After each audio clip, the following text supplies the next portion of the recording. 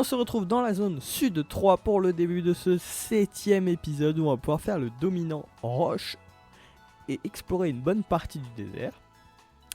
Mais tout d'abord, je vais vous montrer ma nouvelle équipe parce qu'il y a eu beaucoup de changements. J'ai gardé Canarbello. Ça, c'est notre starter, donc je le garde. J'ai capturé, entre les deux épisodes, un Torgamor. Enfin, j'ai capturé sa sous-évolution et je l'ai fait évoluer. Il évoluait, je crois, au niveau 25. Parce que lui, il a la particularité de terra cristallisé électrique. Parce que je l'ai eu dans un raid terra cristal. C'est pour ça que je l'ai quand même capturé, même si j'étais hors épisode. Parce que j'étais pas sûr que quand je relance l'épisode, il y a encore le raid terra cristal. J'ai donc fait monter en niveau le dauphin qu'on avait capturé à l'épisode précédent. J'ai aussi capturé un Barloche dans un raid terra cristal. J'avais capturé un Magikarp que j'ai fait évoluer en Léviator. Donc il a maintenant le type vol. Et il a appris Crogivre. Ça peut être intéressant. Et j'ai monté au niveau 25 le Goélis qu'on avait capturé dans l'épisode précédent. On va tout de suite pouvoir partir pour l'exploration de ce désert. Est-ce que je l'avais déjà combattu? Non. Ok, lui dit qu'il a un puissant objet.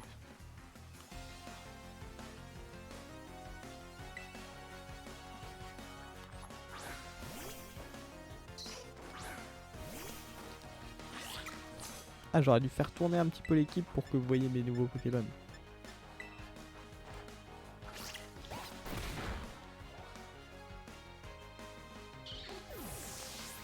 Bon, la balayette était assez efficace.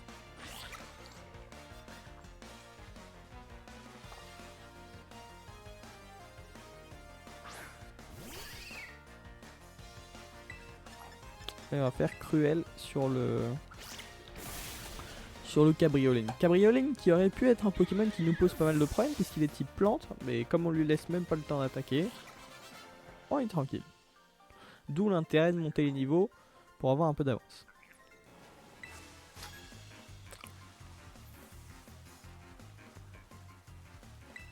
Ouais, il est un peu caché lui, c'est vrai.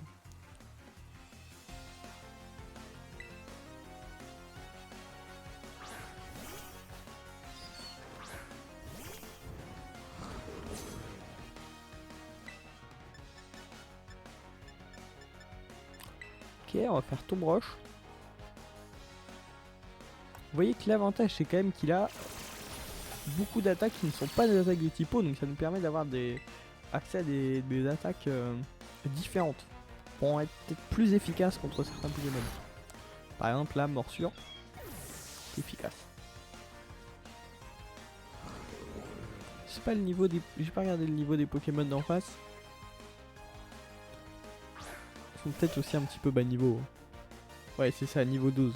Parce que comme on était allé loin à l'ouest, là on part vers l'est, mais du coup on est moins loin de l'académie.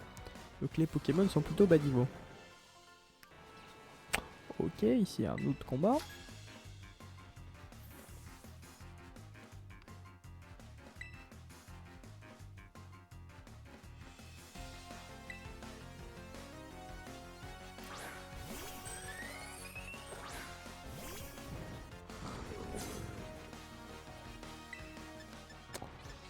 On va continuer sur morsure.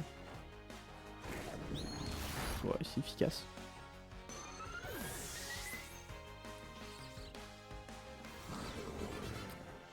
Ah, si on avait eu tombe roche pour faire la reine de type insecte, ça aurait été beaucoup plus facile quand même. Ah bah voilà le dominant.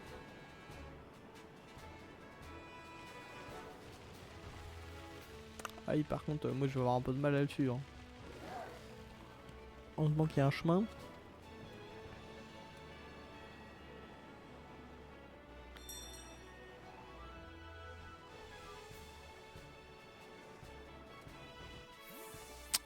Ok, là on va pouvoir le provoquer en combat.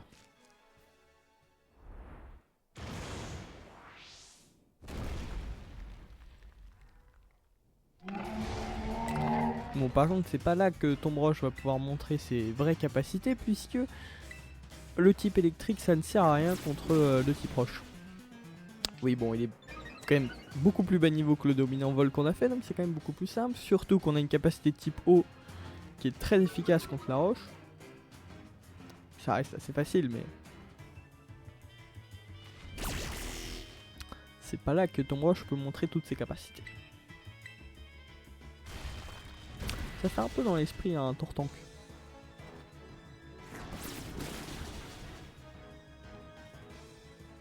On l'a tout shot.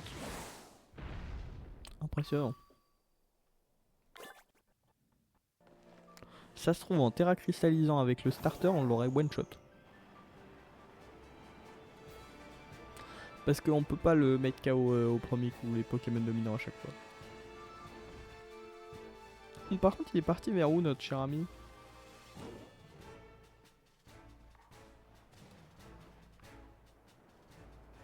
Ah il est redescendu en fait.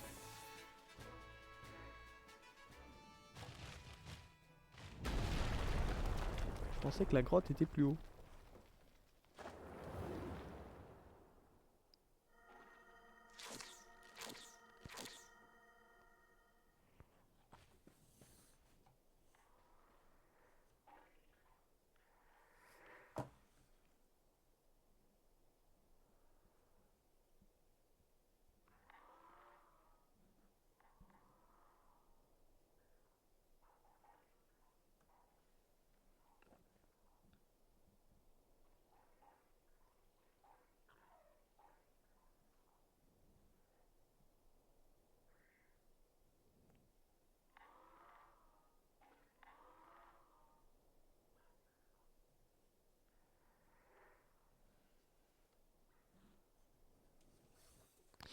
Racer Pixel, t'as trouvé le dominant?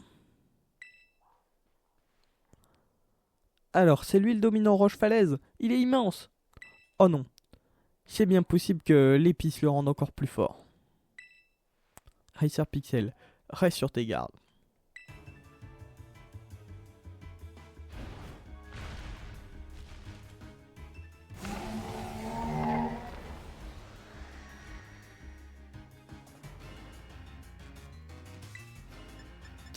Ah ouais, c'est ça, pistolet à eau, c'est tellement efficace.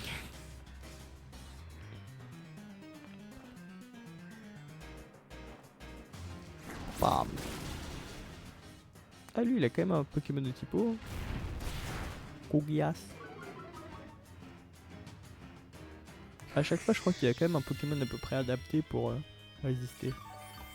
Bon, par contre, il se met des attaques, il se met des trucs de soins, des stabs et tout. Il n'attaque jamais.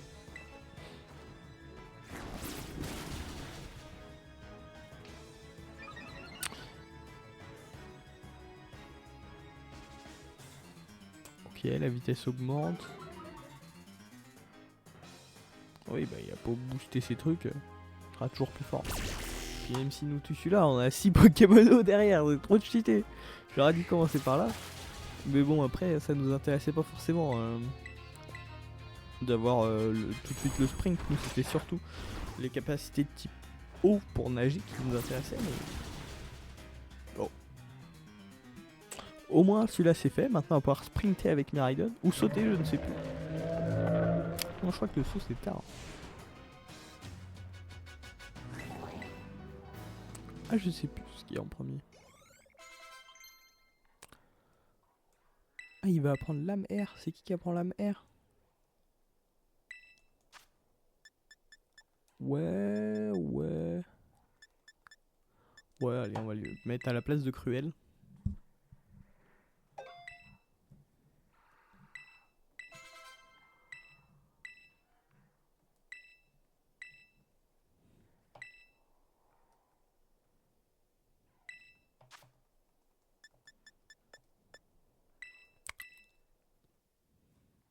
Ah, Goélis évolue dans cet épisode, stylé.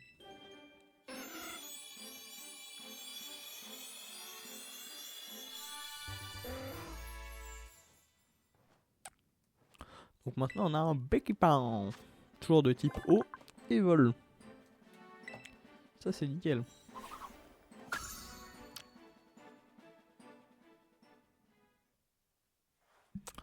Trop bien, trop bien.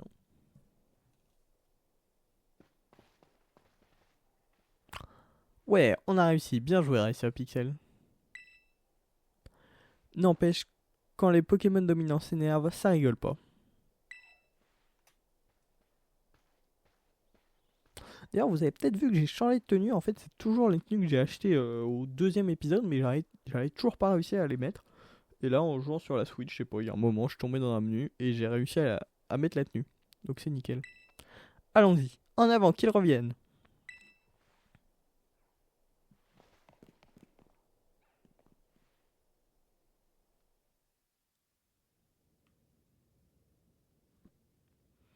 Alors, si c'est comme la dernière fois, on devrait pas tarder à tomber dessus.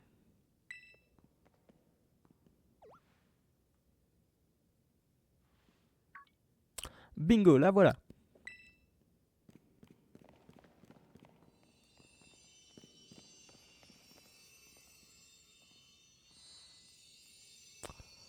Il n'y a pas de doute, c'est l'une des épices qu'on cherche.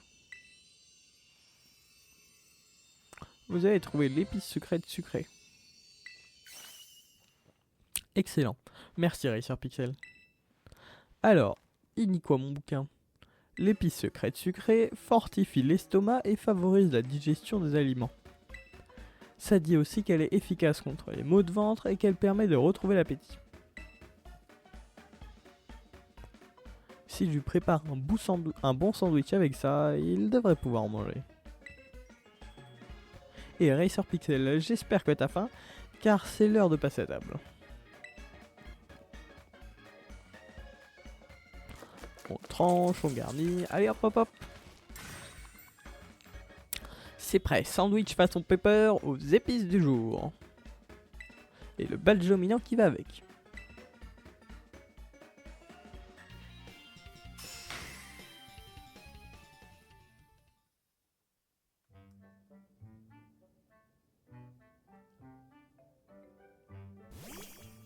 Quoi?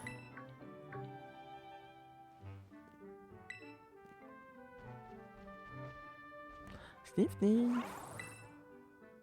Voulez-vous donner votre sandwich à Miraidon? Lui donner. Agou. Je rêve, il a essayé de dire merci ou quoi? Heureusement que j'ai préparé un sandwich en rame. C'est pour te récompenser toi, pour tous tes efforts et ton aide.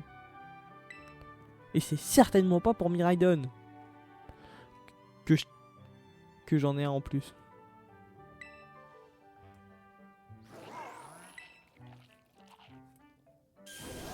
Oh. Tiens, on dirait qu'il a encore appris quelque chose. Agou. Y a pas à dire. Ces épices secrètes sont vraiment incroyables.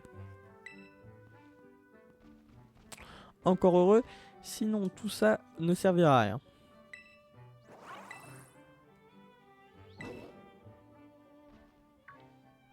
Non, touche pas à ça. Il est pas pour toi ce sandwich. Grou. Désolé d'avoir hurlé. Je crois que je vous dois quelques explications. Vas-y, tu peux sortir. Voici Dougaino. C'est mon partenaire.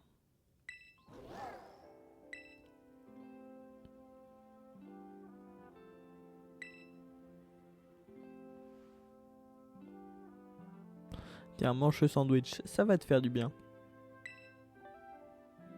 Régale-toi, mon beau. Mâche doucement, prends ton temps.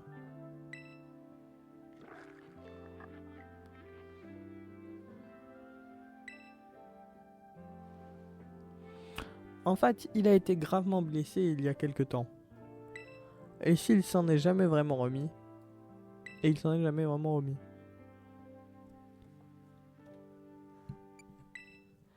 Ils m'ont dit que c'était pas une blessure ou une maladie ordinaire. Tu vois, mon Dogrino, il est plus important que tout à mes yeux. Et je me suis promis que je trouverais un moyen de le soigner.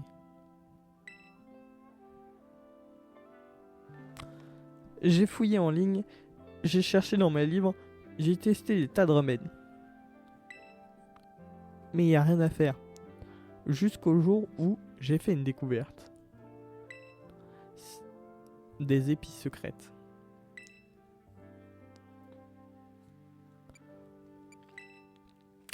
Le livre, je l'ai trouvé dans le labo de mon père.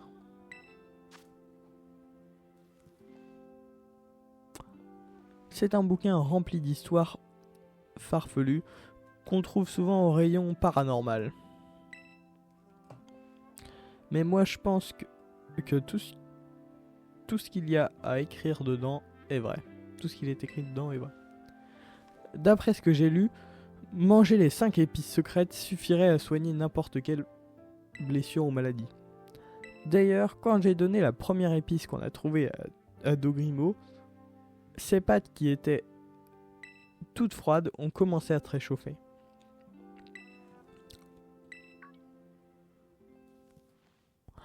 Oh, t'as fini de manger.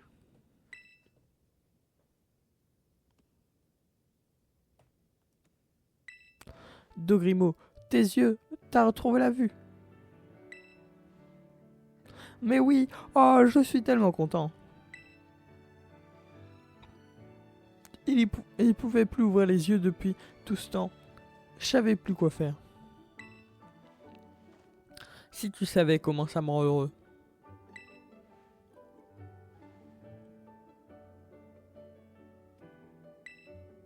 Oh, ha ha ha, regarde ses yeux.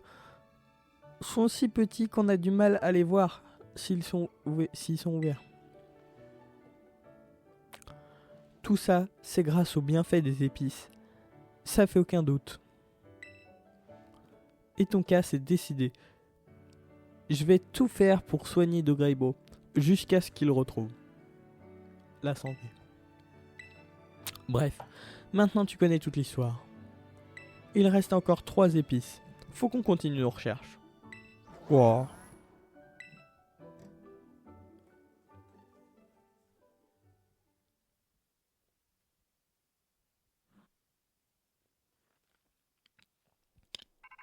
Modi. Alors, Racer Pixel, ici Tom. Miraidon semble avoir retrouvé l'un de ses pouvoirs d'origine. Il peut désormais sprinter plus vite lorsqu'il court sous sa forme monture. Je compte sur toi pour continuer de bien prendre soin de Miraidon.